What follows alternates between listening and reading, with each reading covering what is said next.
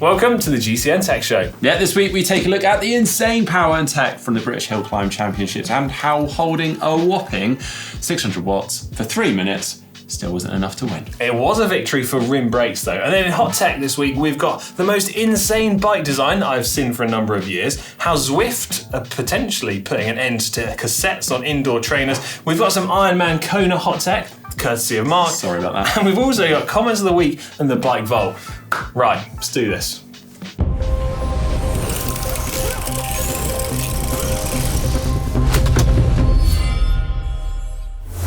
Okay, so last weekend was the British Hill Climb Championships. Now, here in the UK, we're absolutely mad for it this time of year. I don't know why, but there's something about it. As a British culture, we love watching people race uphill. Anyway, I don't want to dive into the whole results just yet, but anyway, spoiler alert, if you didn't see the race of the weekend, Andrew Feather didn't win. Much to my surprise, right? Now, last week, I said, if Andrew Feather didn't win, I'll eat my hat. Here's the clip. If Andrew Feather loses, I'll eat my hat. So, I'm gonna eat my hat. Done. I had to do that. That was a pretty poor.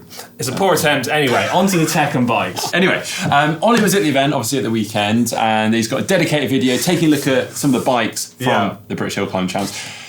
But we're not bothered about that today. We want to take a look at some of the power that they were putting out. Yeah, it's kind of mind-blowing. So at the start of the show, you said, what was it?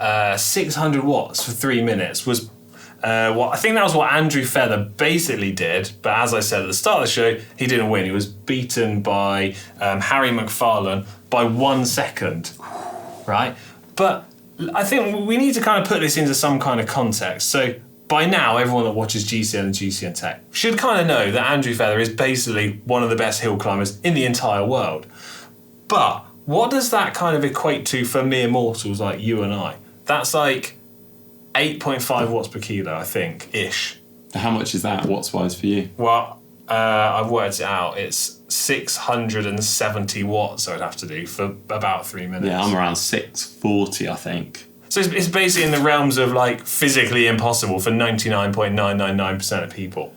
Yeah, that's crazy. Yeah, I don't think people can perhaps realise that these are like such a super specialist event that perhaps pro World Tour riders wouldn't even be able to do that. We should also look at the differences between some of the times as well. So you've got the results here. Yeah, so obviously Harry Macfarlane, 3:09 to take the win, just a second or so clear of Andrew Feather in second. And then we had Kieran Wynn, Katanak, 3:18. So they were quite clear actually of third place. They were, Yeah. I've also seen here that the person who won the junior race, Harry Hudson, 3 minutes, 12 seconds, 0.2. Wow, so junior come third in the senior race. Now, I was also reading an article from, I think it was on Road CC, right? A bit of a write-up of the event. And I feel like we should appreciate and acknowledge how Harry has maybe approached some of the event here. Right, so rim brakes ain't dead. Cycling traditionalists rejoice as Harry Macfarlane beats disc brake using Andrew Feather to win National Hill Climb Championships whilst riding frame covered in penis and the UCI graffiti and immediately sinking 2 pints.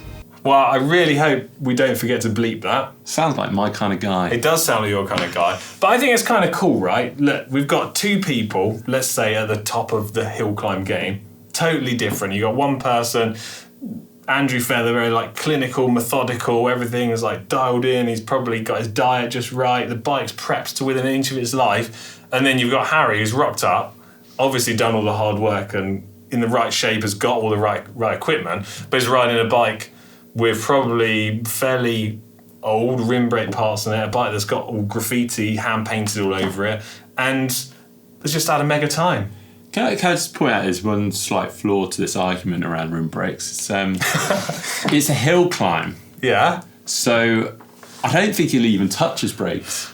Maybe after the race, once he's rolled across the line. Right, so actually that's a really good point. So I know it's funny. Okay, let's all laugh. Last year, Ollie and I said how it was the first time ever in the history of the hill climb champs that there'd been one using disc brakes. And people did also point out that they basically didn't ever use the brakes during the race, which is a very valid point. But what I want to get across is that rim brakes are still... They still have their purpose. I know the braking technology wasn't good for this event, but it means you can build up some really lightweight bikes, right? Yeah.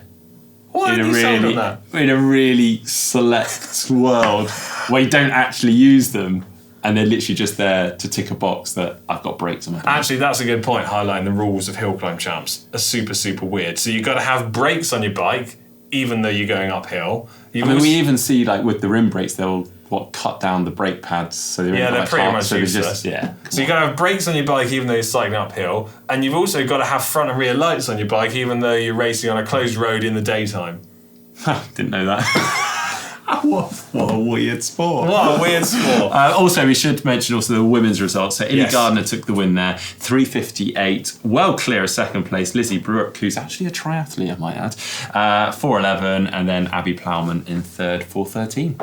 So in summary of this discussion, we've cleared up that I think rim brakes are still a good thing. You've confirmed that they're not useful for cycling uphill because you don't need to brake, and that the power that some of these hill climb specialists can do is absolutely off the charts and would beat most Worlds or Pros.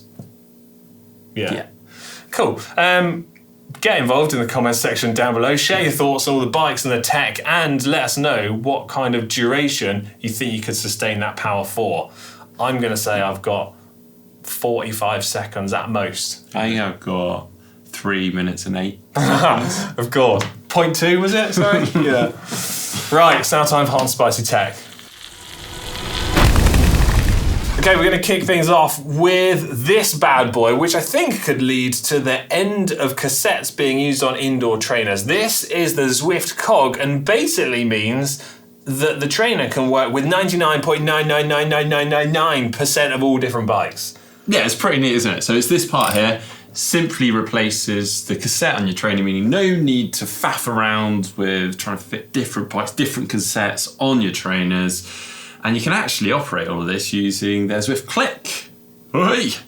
Oh, that was seamless. That way up. Yeah, so by using this linked up with the Zwift Cog, you then have access to 24 virtual gears. Also, while we're talking about indoor training, because basically the weather has turned diabolical here in the UK and lots of places in Europe, so makes life super simple. And if you do want to ride Zwift, we've got the weekly GCN club rides on Zwift, Wednesdays at 6:30. So get involved, basically, have fun. Lovely stuff. All right, moving on. God, I'm so strong. Have you seen this bike? The LittleBig bikes? Of course I have. Well, this is the bike which I said is one of the coolest designs that I've seen for a number of years. Yeah, it's kind of quite simple, but also really clever. That's the beauty of it for me, I think. So I inadvertently picked this out. I didn't know you were going to be on the show this week, but seeing as you're a dad, this is the kind of thing that you're going to be all over soon, right? Yeah. Basically, for those of you that haven't seen it, the design is like a single tubular frame for kids, but the back half of the bike has got a joint where you can then rotate it around and turn it from a sort of underslung frame to a overslung frame. I don't know, basically it increases height of it. And then this is a balance bike, and then when your kids have presumably progressed and mastered the balance bike bit, what was the seat tube now becomes an area where you can insert some pedals, cranks and a chain and turns it into a proper fully fledged bike. Yeah, so I was having a look at it. I think it's a little under £200 just for the bike alone, £55 for the kind of the upgrade kit for the cranks. Yeah. As anyone will know with kids, kind of they just go through bikes so quickly as they are growing, obviously. Yeah. So this is a really, really neat solution. And I think they say it works for ages 2 to 6 years old. Rate that. Yeah, right, next up in Hot Tech, we have got some on-bike aero sensors. Now, this is kind of something that we've seen launched in the past, but these are the ones from Body Rocket, and I saw they've launched on Kickstarter. So there's a few different, I guess, ways to purchase these and get involved with different levels of packages. But I've picked it out because I thought it's kind of quite interesting tech in terms of how they're saying this setup works. So it's working as a system, right? So yeah, the best way of explaining this is it kind of detaches the rider from the bike. So any kind of contact points, so around the where your arm's going to be holding the handlebars or resting on in the aero bars. Also, your weight through the seat post is detached, and then also where the pedals join the cranks. And they've got sort of pressure gauges and sensors, then also connects up with the pitot tube on the front. And through all of that, they can basically map out and figure out not only position, but sort of the comfort levels and the pressure through that. So it's quite clever. It's like having, literally a wind tunnel on the road with you. A lot of computer wizardry going on. It's very clever, yeah. Anyway, right, a couple of things that stood out to me. One, the price. This is expensive, this kind of tech. £2,500 for the cheapest setup. It's expensive. And also, so if you do sign up, you get access to the Body Rocket AI chatbot called Brian. Right? Don't laugh. Brian serves a really important purpose because is it an acronym? Well, yeah. So the letters stand for Body Rocket Individualized Artificial Intelligence Network, aka Brian. Did Christian Blumenfeld get very good, yeah, very close. Invest in this? So interestingly, this has been around for a number of years now. They've been developing it for a while, and the Norwegians, Christian Blumenfeld, which you may have heard of, there was all talks of him coming to the Pro Cycling Tour de France ranks. Yeah, I did hear that. And Gustav Eden. They've been using it for a number of years with their position. Actually, he went for quite a wild position for the recent Ironman World Championships. How did he go in the Ironman World Championships? Not great, actually, but it wasn't necessarily down to his position. He had some stomach issues. Let's just describe it as suboptimal, shall we? Yes. Yeah. Actually, talking about Ironman references and stuff here, you've got some tech that you've spotted at the recent Kona Ironman World Champs. Is that right? Yeah, so it literally happened at the weekend. I'll try and keep this brief because I know you don't want to hear too much about track. We love it. Well, actually, there was some really, really cool tech from the Ironman World Championships this year. And also what's interesting is because we're not constrained by UCI regulations. Yeah. Some of the innovation and technology and some of the brands put a lot of R&D and work into that. And actually, we do see kind of a trickle down of some of that technology back into road cycling, obviously within the UCI rules and regulations. So firstly, the bike course record at Kona was absolutely smashed by Sam Laidlow, Frenchman, beating his previous record from 2 years ago by 7 minutes. So he's on a Canyon Speed Max CFR triathlon version. He averaged 45 kilometers per hour for 180 kilometers. That's insane. Yeah, 311 watts for 180. Again, insane. Yeah, really, really impressive. Can he do 600 watts for 3 minutes though? I don't think so. What I thought was quite interesting is he's got like a pretty unique setup for the time trial bars on this Canyon Speed Max, right? Yeah, so for him and also Patrick Langer, who actually went on to win the race, they're Canyon athletes, and so they've got these custom molded carbon monocoque aero bars essentially. Yeah. And obviously, Kona condition is super hot. And very humid, and you're in this sort of like carbon tucked in position. So what they've done is they've used, did you see that ice cool technology that was the handlebar tape? We saw a Eurobike. Yeah. They've actually put that inside, and then the idea being that they can just throw water onto it, it cools, so just a little bit of kind of... So in case people didn't see the bit that I mentioned at Eurobike, it's like a thermo-regulating tape. So it acts as like a heat sink basically. You put water over it and the heat transfers from hot to cold. Pretty simple. That's neat. Also, there was some new wheels launched at the Ironman World Champs from Vision, I believe. But this was quite an interesting choice, I thought, to launch these wheels here because, correct me if I'm wrong here, disc wheels are not allowed in the race. Yeah, it's weird because it's a kind of... The course goes alongside the coast, and there are famously some quite strong gusts. So they've always had a rule since day dot that they won't allow disc wheels. Now, I think a lot of us would argue they could probably do away with that rule, but that is the rule nonetheless. And Don't try and... I mean, you've thrown shade at hill climbing rules at the start of this show, and now you want me to be kind about the rules of triathlon. Anyway, but right, the Vision wheels, which I saw launched, are kind of cool, right? You've got a disc wheel for the rear, which is called the Metron TTW, which is essentially the Metron 45 wheel with like a lenticular carbon fairing over the top of it to make it a disc wheel. But also they launched the Metron 91 SL, which is a wheel that would have been used at Ironman World Champs.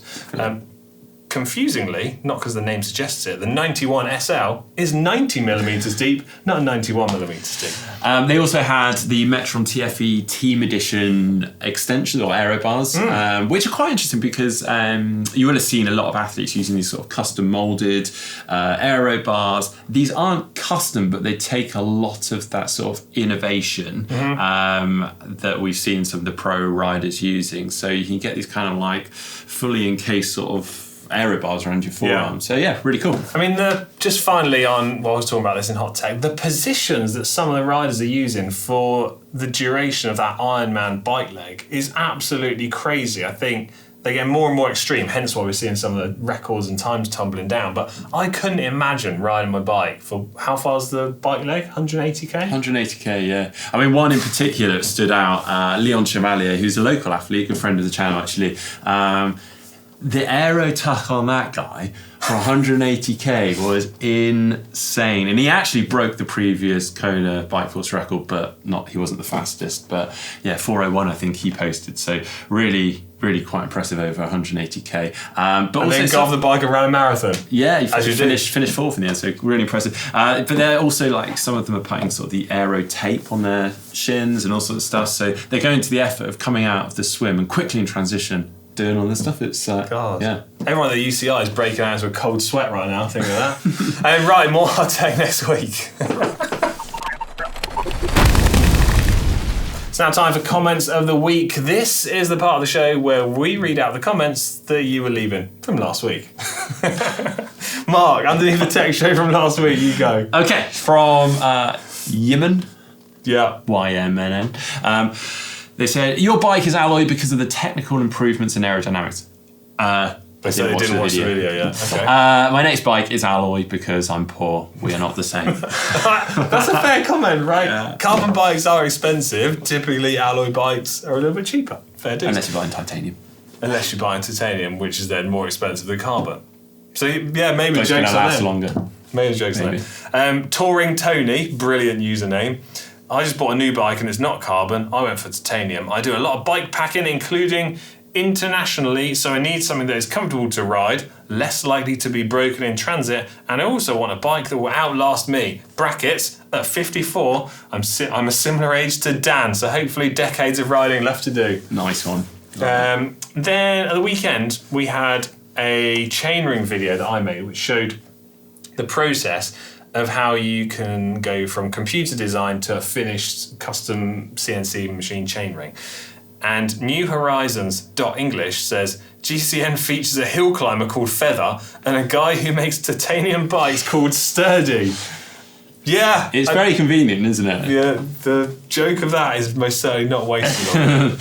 And then Tester CC, made in Great Britain. Well done, Tom. It's time to support these small companies. Titanium chain rings, awesome. And one more comment I picked out was from Smith and Short Dogs.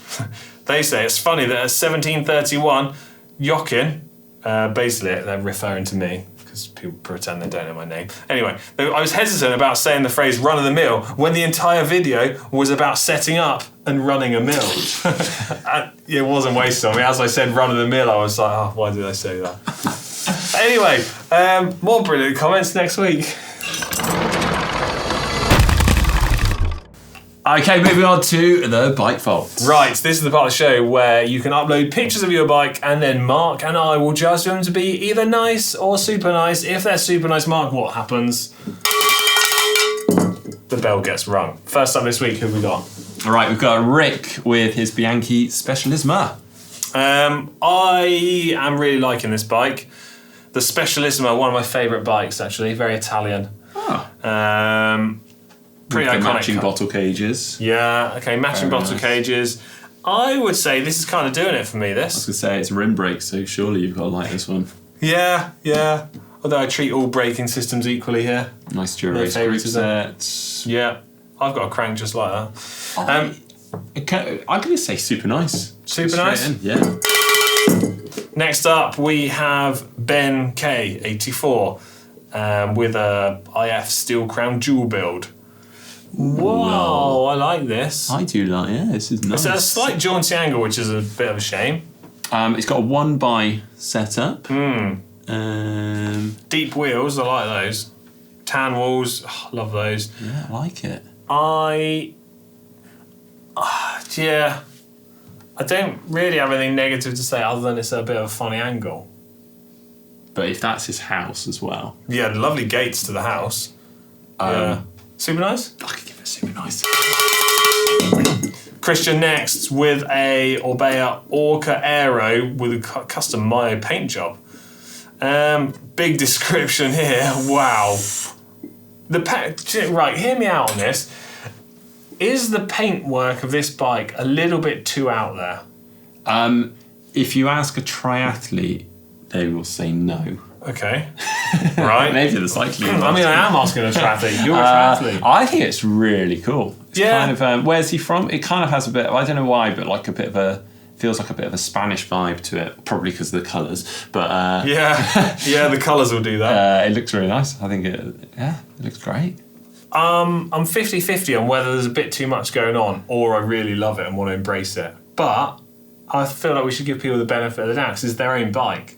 Yeah. The only downside here is 1, it's leant up against the wall at a funny angle. 2, the wall looks like it needs a bit of TLC. 3, it's in the wrong gear on the cassette. 4, the valves are not quite aligned. Or they sort of are. But I feel like it's quite like a nice, authentic picture. He's just rested it up, gone to have a coffee at the cafe in a nice sort of... Mark. I think it's a lovely photo. And actually, like the depth of field on the... I mean, it's a lovely... I don't want to fall out over it. What would you do? I think it's super nice. Go on, you super nice. Brad K next with the Dream Build bike. A Strada tie. Aussie made, apparently. Durace 12 speed. Oh, I like this. It's just... The lighting is making it difficult to see the bike. Yeah, I was literally about to say that. I like it. It's a nice looking bike. Yeah. I feel like there's a but waiting. No, I'm just not bowled over by it. It's fine. It's not sturdy. So this is the bike vault where you judge it to be nice or super nice, but you just said it's fine. Okay, sorry. I should say it's nice. It's nice. It's nice. Okay. It's a nice for me, I'm afraid. I'm an absolute sucker for a titanium bike, but this one is not quite presented well enough. Right, next up is GP Cycling with a Le Monde. Le Monde from 2006. I do like a Le Monde. Is it me? Have nearly all of the bikes in this week's bike vault been taken at a jaunty angle? I mean, if you were worried about the last bit, I mean, look at this wall. It's just falling apart. That's not a wall, it's a collection of rocks. Right, okay, so what do we make of the bike? I actually really want to like this bike. It's in the correct gears. They've sort of just about got it balanced up carefully enough using the pedal, but it's at the wrong angle. But what I really don't want to do is throw shade on a pretty sort of cool looking bike. So I'm willing to go against everything that I stand for and super nice this. Interesting. Find some reasons not to super nice it. I've already said I like a Le Monde, so Yeah. do it. Go for it, mate. Super nice. Okay, Nicholas next. What have we got? A Cervelo. We've got a Cervelo Espero on the Empire State Trail, New York. That's just north of New York City, yeah. Wow, I like the colourway on this. Yeah? It's really nice. Yeah, I am liking it. Do you know what? I've got a thing about aero 1x chain rings on gravel bikes. I think they look cool. Yeah. Yeah? Has he got a gold chain? Or is that just the light catching it? I mean, let's just assume it's a gold chain and we'll do a fist bump. Nice. Thanks. Right, sorry, I'm going to jump in. I'm going to say super nice. Giving them away this week. Yeah, I can't give away quick enough. K Diggity Dog 6076 next with a Lightspeed Arenberg 12-speed Ultegra Di2 Velocity aileron rims Chris King hubs. Whoa. Check out those rims. Yeah. I mean, I don't want to be negative. I'm not feeling the wheels. Yeah, I'm not either. I'm not into it. Do you like the Lightspeed frame? Yeah. Great frames. Good backdrop, actually. I like that. You like this backdrop, but not the really nice characterful wall with the flowers. No. Right. So what are you thinking of this bike then? Mate, I'm going to jump in here and just save you. I think it's a nice. Just a nice? Yeah, I think so. Yeah, all right. It's just a nice, which is a shame to end the bike vault and end the show with just a nice, but whatever. You did pick the order. I did pick the order. Yeah, anyway, right. Hope you enjoyed the show. If you have, please give the show a thumbs up. If you want to help support what we do, subscribe to GCN Tech, turn on your notifications, and do get involved in the comment section down below. Let us know your thoughts on the hill climb bikes and the hill climb powers, and also the triathlon tech. Well, I was going to say big thanks to Mark for stepping in and joining us this week. Cheers, Yakin. Right, we're out of here. Bye.